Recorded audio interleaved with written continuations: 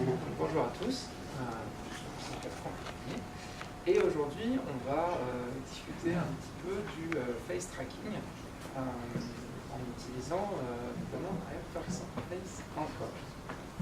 Alors le face tracking c'est quelque chose qu'on aurait pu avoir une présentation assez compliquée avec beaucoup de maths, des matrices et tout ça, mais là ça va être super rapide, simplement parce que tout le travail est fait pour nous. Vraiment ça va être une petite découverte de cette fonctionnalité d'ARKit. Alors on va rapidement repasser un petit peu sur ARKit. ARKit ça a été c'est sorti avec iOS 11 en 2017 et pour l'anecdote ils ont beaucoup travaillé dessus puisque déjà c'était le seul framework qu'ils ont sorti en version intermédiaire avant de sortir la version qu'ils ont sorti en 1.5 en cours d'année, ce qui était assez rare pour Apple.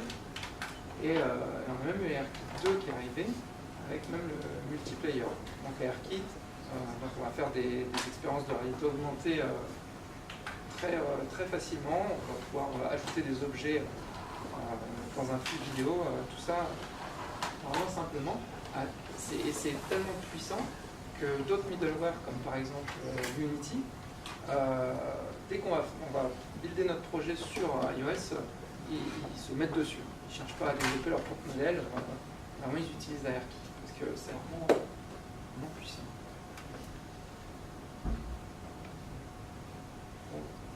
Bon. Aujourd'hui on va juste utiliser ça un petit peu différemment, on ne va pas créer de réalité augmentée, on va détourner un petit peu juste l'utilisation qu'on peut faire d'ARKit. On va avoir quelques classes qui vont nous servir dans la live coding. On va commencer par l'AirView. AirView, c'est tout simplement la vue qui va permettre d'afficher le flux vidéo de base. C'est une classe qui n'existe pas vraiment en tant que telle, elle va être déclinée selon deux façons, soit AirSCView pour SpriteKit ou AirSCView pour SceneKit. Donc selon qu'on veut faire de la 2D avec SpriteKit ou de la 3D avec SceneKit. Pour SpriteKit, il faudra réutiliser une scène absolument, c'est aussi un petit détail. L'utilisation d'une scène, j'avais fait une présentation il y a à peu près 9 mois où justement j'explique ce qu'est une scène par rapport à SpriteKit. Je vous invite à aller voir justement pour plus de détails. Et ça c'était pour être voilà, juste la vue. Et qu'est-ce qui est vraiment important, c'est qu'on a une... Donc, je disais juste que la R-session, c'est ça qui va vraiment nous servir à faire tout ce qui est justement de la réalité augmentée. C'est vraiment le cœur de l'expérience. La R-session va prendre toutes les entrées finalement du téléphone, le gyroscope, l'accéléromètre, la caméra.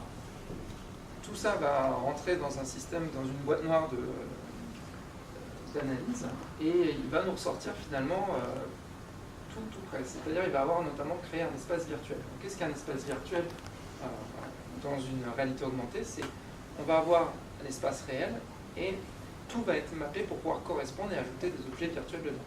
Si ici il détecte une table, alors la table va exister dans le monde virtuel et permettant ainsi d'interagir avec. Je sais pas, désolé, je peux. Oui, je touche plus. Donc voilà, et c'est comme ça qu'on voit justement, par exemple, un objet qui va flotter, qui peut passer derrière un mur. Une session a besoin d'une configuration. Une configuration, il y a plusieurs sortes de configurations. On va par exemple avoir la World Configuration, qui va permettre de capter le monde entier, qui est assez lourde en calcul. Mais après, on va avoir par exemple une plus simple, la Simple Configuration, ou aussi la Face Configuration. Donc nous, c'est ce qu'on va utiliser aujourd'hui, puisqu'on est vraiment dans la reconnaissance faciale, et c'est celle qui va finalement utiliser la caméra frontale, alors que toutes les autres utilisent la caméra arrière. Mais alors, et on va définir ce que c'est encore une encre. C'est en fait une position réelle dans notre scène virtuelle. C'est-à-dire, par exemple, comme tout à l'heure je parlais d'un coin de table, ça va être un coin de table qui va être détecté. Et on va avoir plein d'informations sur cette encre. On va avoir toutes les matrices de transformation, tous les vecteurs de position, vraiment toutes les informations qui permettent de suivre l'objet. Et il va être updaté en temps réel. Ça peut être ajouté par nous. On peut imaginer des jeux où on va choisir des endroits à activer, ou directement par le téléphone. Par exemple, dans le cas d'une face configuration, tout de suite il va aller ajouter une encre sur notre visage et des sous-encres pour chaque partie du visage qu'il détecte. C'est ce qui permet par exemple ici d'ajouter des lettres au niveau des yeux, puisqu'il nous donne directement les positions des yeux, une encre, et après on peut facilement s'amuser. Voilà.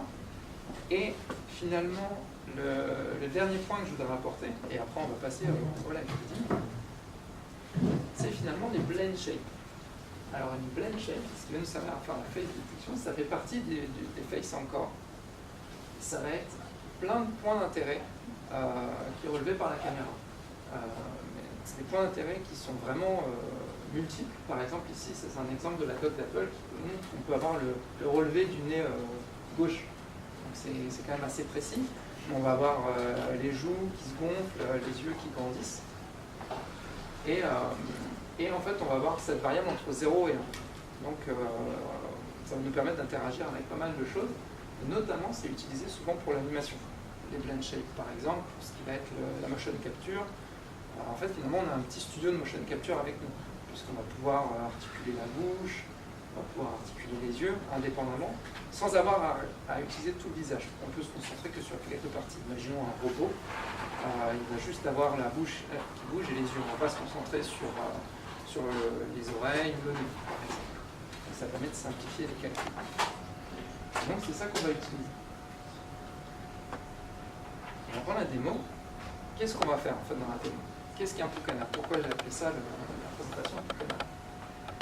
Eh bien, avec iOS 12, il y a eu une nouvelle blend shape qui est arrivée. Il y avait déjà plein mal de blend shape, mais il y a eu le blend shape de la langue, qui était une nouvelle arrivée. On a vu notamment les présentations où le présentateur pouvait tirer la langue et sur l'emoji, ça envoyait la langue. Moi, ça m'a fait penser à la Nouvelle-Zélande, parce que je revenais de Nouvelle-Zélande. Et qu'est-ce qui se passe en Nouvelle-Zélande? Pukana, c'est ça. C'est ce que le guerrier maori va faire pendant son haka. Donc là, c'est un petit peu ridicule en photo, mais je vous assure qu'en face, c'est pas du tout ridicule. Hein. C'est fait pour faire peur, ça impressionne. Et le but, c'est vraiment de sortir les yeux et de tirer la langue le plus loin possible. Et il n'y a pas de jaloux, ça existe pour les femmes aussi. Hein. Elle ne tire pas la langue. Et donc on va se concentrer sur la version homme et on va faire une application qui va détecter le plus beau Pukana possible. Voilà. Et surtout ce qui permettra, si un jour vous allez en Nouvelle-Zélande, de ne pas se retrouver dans ce genre de situation où vous êtes obligé de faire un Pukana, mais à côté du personnage de gauche, c'est quand même meilleur. Voilà, on va passer un petit peu en live coding. Je vais juste mettre normalement le device en mirroring avec QuickTime. De relancer ça. Ah, normalement, nouvel enregistrement vidéo. Normalement, voilà. Ça se lance. Ah. T'as pris le micro? J'ai pris le micro. Ça y est. Voilà. Ça marche pas. Alors. Il y a peut-être un truc pour French Kit. Comment? Oui, normalement, je suis en ne pas déranger. Mais... c'est pas grave. Donc, on va lancer une. Ah, c'est vrai que c'est lancé. Donc, on a une petite application. Pour l'instant, c'est juste un simple jeu qui a différents états. Et je vais le lancer pour que vous voyez. Et qui a un compte à rebours. Une fois que le compte à rebours arrive à la fin, ça prend une photo. Sauf que pour l'instant, il ne se passe rien. Voilà. Désolé. Donc là, on voit, voilà, on a une petite application qui on fait Go, ça fait 3, 2, 1, ça flash, et c'est tout. Et en fait, on a un score aléatoire. Pour l'instant, ce qui est intéressant, c'est de voir ici, on a dans notre méthode de SaveScore, un Face Info Service, qui est un protocole, et qui prend donc la valeur de l'œil gauche, la valeur de l'œil droit et la valeur de la langue. on le passe dans un moteur un petit peu de jeu, on va appeler le Tucana Converter, qui est juste une classe qui va mettre des poids sur les yeux et sur la langue et pour nous convertir ça sur un score sur 1000. Donc on va commencer maintenant et on va ajouter finalement l'AR vue. On va commencer d'abord. Alors si je fais pas de bêtises. Est-ce que mon script s'est lancé? Voilà. Donc on ajoute la vue et on va ajouter une petite méthode pour configurer cette vue. Donc c'est ce qu'on a vu tout à l'heure. Donc c'est une simple vue sprite kit. Je ne vais pas utiliser une scène kit parce que c'est plus lourd. Là on veut juste de toute façon traquer le visage. On l'insère en subview. On met une scène, comme on a vu tout à l'heure, à notre vue. Et à la fin, le plus important, c'est ici. C'est une face tracking, c'est la configuration. Donc là, normalement, si après, juste avant de lancer notre jeu, on appelle cette méthode, setupAR, et on relance notre démo.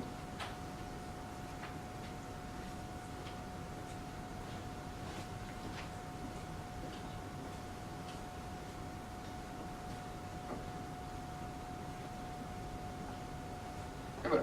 Donc déjà, on a le flux vidéo, ça marche plutôt bien. Sauf que pour l'instant, comme on avait vu tout à l'heure, si j'appuie sur Go, on va retrouver la même chose. Ça n'a pas du tout changé. Ce qui est pas mal, c'est qu'on voit déjà que c'est assez rapide à récupérer le flux vidéo. Et on va déjà essayer de regarder les différentes encres qu'on récupère.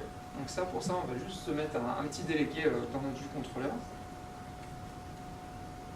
Hop, on va le mettre ici. Voilà, donc on a le délégué de notre vue SpriteKit AR, où ici on va être updaté à chaque fois qu'une encre est mise à jour, eh bien on va recevoir une information. Donc là on va juste relancer, on print. Donc on va mettre un petit peu plus grand. Et là on a décidé par exemple de détecter l'œil droit. Donc là, normalement, il y a eu un petit oubli. J'ai oublié de mettre tout simplement en delegate. Donc effectivement, c'est le problème du donc ici, si je me mets ici, delegate, ça, et on relance. En attendant que ça se relance, ce que je peux vous proposer, c'est de faire aussi déjà, on peut faire une petite photo finish. Déjà avant même de faire le score, parce que là pour l'instant c'est vrai que ça se relance, on aimerait bien avoir la tête qu'on a pu faire. Donc hop, ça, on va se rajouter juste une petite vue ici, avec une méthode qui permet en fait de faire avec une qui utilise Snapshot View. Je ne sais pas si vous connaissez tout simplement du iView qui permet directement de récupérer un snapshot de n'importe quelle vue dans votre application. Et on va juste, quand on affiche au résultat, on va juste mettre cette méthode. Présente résultat image. Et quand on reset notre UI, quand on a fini notre jeu, on va l'enlever.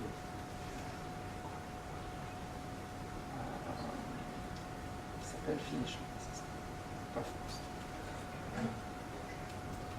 Finish Photo View. Move from Super View. Voilà. Notre application s'est lancée tout à l'heure, donc on va pouvoir revérifier qu'on détecte bien facilement des vues. Donc là, hop, là on voit il y a des valeurs. On avait dit que c'était l'œil droit. Donc là, voilà, là par exemple, là, il détecte, il détecte plus. Voilà. Bon, on a déjà quasiment tout qui fonctionne. Finalement, on a déjà presque fini notre application. On va juste, ce moteur qu'on avait tout à l'heure, ce service, ce protocole qui envoyait un chiffre aléatoire, on va juste venir le remplacer avec notre classe. Donc pour ça, on va juste créer un nouveau fichier, rapidement, dans nos services. Ici, on voit tout à l'heure justement notre service moqué. Là, on va ajouter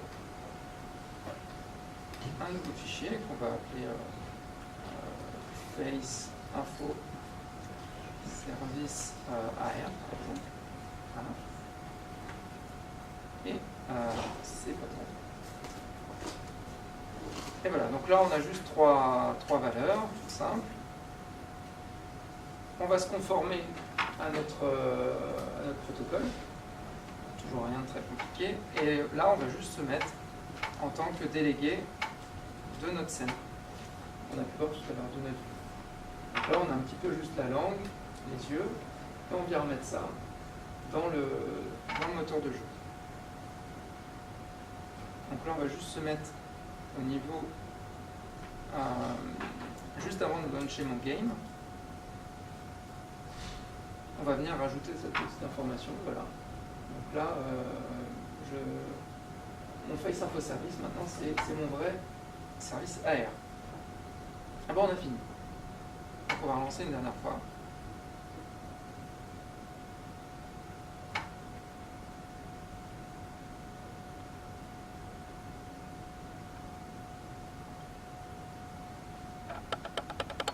Donc si on lance et on ne fait pas de tête,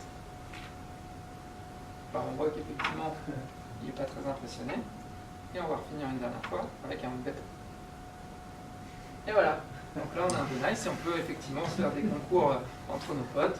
On peut imaginer faire une application avec un score en ligne. Il y a plein de possibilités. Au début j'étais parti sur faire aussi une application. Moi je vais en retirer ça quand même, ça marche. Trop tard. Faire une application qui peut être jouée sur les émotions. En fait, mon but ici, c'était surtout de vous faire voir qu'à quel point on pouvait facilement détecter plein de petits détails dans le visage. Là, on était un peu binaire encore, hein, mais on a vraiment une large gamme pour s'exprimer. Et voilà, c'est à peu près tout. Donc, si vous avez des questions, surtout n'hésitez pas à m'envoyer votre plus beau boucanat à mon adresse. Voilà, c'est tout.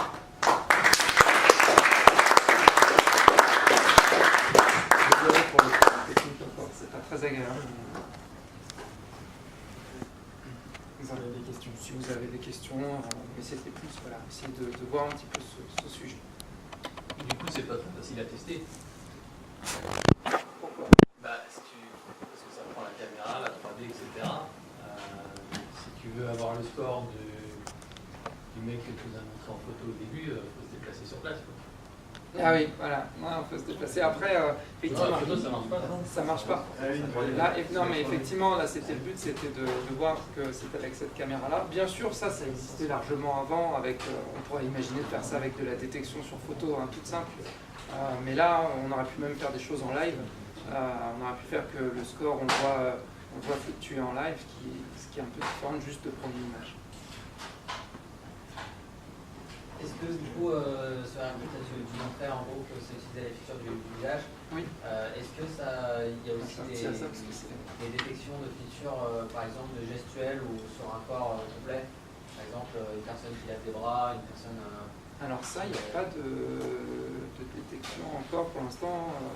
Après, j'ai pas été voir plus que ça. Je sais qu'il y a tout ce qui va être détection rapidement de table, de murs, etc., de décors. Ça fonctionne plutôt bien. Par contre, au niveau du corps complet, je pense pas qu'il y a. Après, on pourrait imaginer des choses comme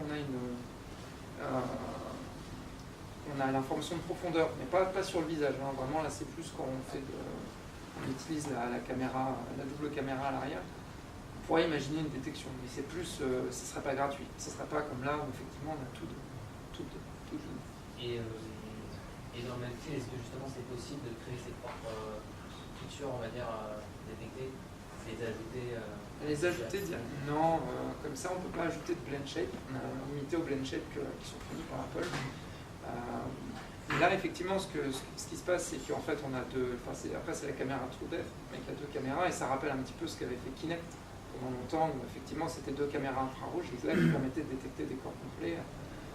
Sauf que, de ce que j'ai pu voir, parce que Kinect détectait aussi le visage, mais ce qu'il y a ici, là, dans l'iPhone, c'est beaucoup plus puissant.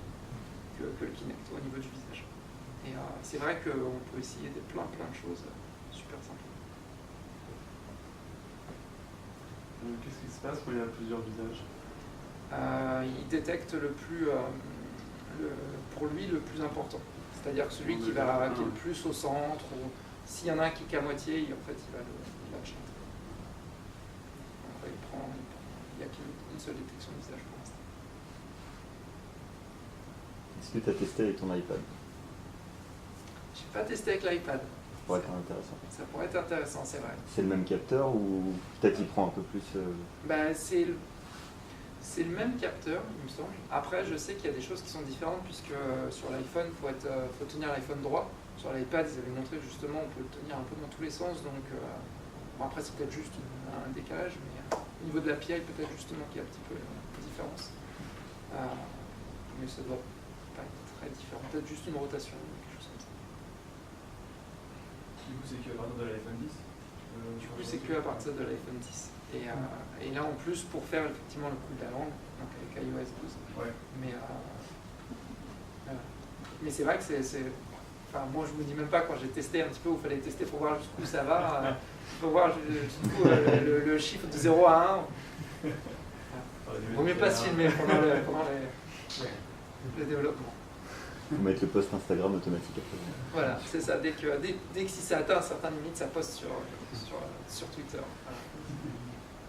Enfin, on peut imaginer plein de choses. Il y avait justement à la sortie d'iOS 11, il y avait quelqu'un qui avait fait un jeu, qui avait fait un peu le buzz, qui était un jeu juste où il fallait monter ou descendre un personnage en descendant ses sourcils. Et ben ça a utilisé la même chose en fait. Et ben, shape, voilà, et enfin. Il est dur. Ouais. Il y a des applis sur ça qui existent, qui font la même chose. Alors il y a beaucoup d'applications qui viennent mettre des choses sur le visage. Ça, il y en a plein, parce que c'est vrai que c'est très facile. J'ai pas regardé s'il y a trop des... Par exemple, on pourrait imaginer un Just Dance, où Just Dance et on fait des pauses. Mais là, on pourrait imaginer faire des pauses de visage en fait. Ouais. Par exemple. Et d'en faire le plus en 1 minute. Voilà. Je vois bien les gens dans le bus en train de faire ça. Je pense qu'effectivement, il y a un potentiel. Voilà. Merci. Sur les émotions, tu parlais de ça du coup sur les parties du corps, mais est-ce qu'il serait capable de détecter les yeux humides, des trucs comme ça, tu vois? Alors après, on pourrait, nous, il nous donne les détails, les points d'intérêt. On pourrait imaginer, on n'aurait pas les yeux humides, mais on pourrait imaginer que effectivement, si on est triste, après ça, ce sera des choses à déterminer. Pourquoi pas avec des modèles d'apprentissage, mais justement que si on a plus les lèvres qui tombent et les yeux qui sont un peu plissés, qu'on est triste, ou je sais pas, ça c'est des choses à définir. Tout est brut, et après on peut faire un peu ce qu'on veut. Mais là j'ai pu, je regarde les blend shapes, mais il y en a vraiment pas mal. Parce que même au niveau par exemple des sourcils, c'est pas juste le sourcil est descendu ou élevé, on va avoir le sourcil plutôt proche de l'œil, le sourcil écarté de l'œil, donc on a vraiment pas mal d'infos. C'est incroyable, quoi. Les équipes d'Apple, c'est juste... Oui. Et ça, c'est dans notre poche. C'est pas une grande... c'est un matériel à 1 000 €, mais c'est pas un matériel de motion capture qui pourrait être en plus énorme. Là, on pourrait imaginer faire de la motion capture de visage, certes, mais assez simplement. Donc après, c'est pour ça qu'ils l'ont mis dans AirKit, parce que bien sûr, beaucoup de gens vont se rajouter des choses, comme là, on a vu justement beaucoup d'applications qui vont changer la couleur de cheveux, etc. Je reprends juste sur le truc que tu disais au début, par rapport aux occlusions. Tu peux le faire naturellement, enfin, en standard, sans rajouter de plane dans SceneKit, ou alors il faut... Alors l'occlusion, oui, j'en ai pas parlé, mais par exemple, vous voyez très légèrement les 2 lettres AR. Je vous invite à aller, voilà, ça passait au-dessus du nez. Et en fait, parce que AirKit peut proposer au niveau du visage un visage prédéterminé qui est mappé sur le nôtre en plus, donc qui est mappé à peu près au niveau du nez, etc. Et qui va venir faire de l'occlusion. Donc si on met une lunette et on se tourne, une lunette virtuelle, effectivement, ça passe bien derrière le nez. Et en plus, ce qu'il fait, c'est qu'il vous fait, on le voit même pas. En fait, il vous mappe le visage, il vous crée un objet visage, et juste qu'il n'est pas affiché, il est juste là pour de l'occlusion, et ça marche super bien. Et le sample code de Apple, il y a plein de trucs super faciles et super intéressants. Justement. Donc ça, c'est top.